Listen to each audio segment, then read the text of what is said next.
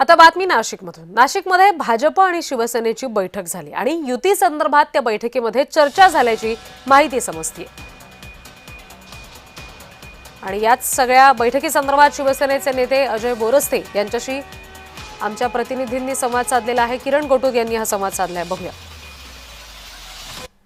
मागच्या 2-3 दिवसांपासून भाजप आणि शिवसेनेची युती नाशिकमध्ये महापालिका निवडणुकीसाठी होईल अशा पद्धतीच्या चर्चा हे रंगलेले आहेत, पण अद्याप या सगळ्या संदर्भात अधिकृत घोषणा झालेली नाहीये। आणि याच मुद्द्यावर बोलण्यासाठी माझ्यासोबत शिवसेनेचे नेते आहेत नाशिकचे अजय बोरस्ते।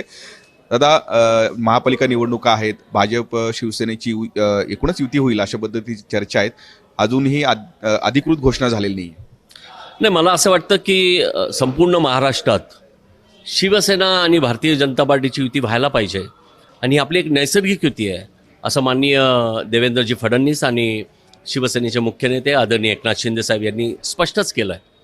आणि त्या पद्धतीनं ही युती व्हावी असं मला असं वाटतं की युतीच्या मतदारांच्या पण भावना आहेत।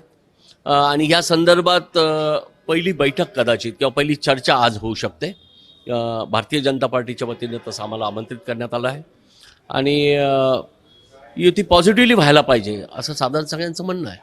आता मागच्या निवडणुकीत भाजप 66 जागांवरती विजय झालेला होता, आपली किती जागांची मागणी असणार आहे आणि काय चर्चेमध्ये अपेक्षित एकूणच निर्णय होईल?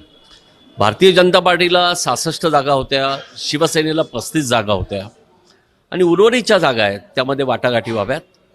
आणि जागांच्या आकड्यांपेक्षा सुद्धा मेरिट काय, निवडून येण्याचा निकष हा मला वाटतं महत्त्वाचा मानला गेला पाहिजे। तर अशा पद्धतीची परिस्थिती नाशिकमध्ये आहे। भाजप शिवसेनेची या सगळ्या युती संदर्भात आज एक महत्त्वाची बैठक नाशिकमध्ये होईल आणि या सगळ्या बैठकीमध्ये काय निर्णय होतो हे बघणं महत्त्वाचं असणार आहे। किरण गोटूर, जय महाराष्ट्र न्यूज, नाशिक।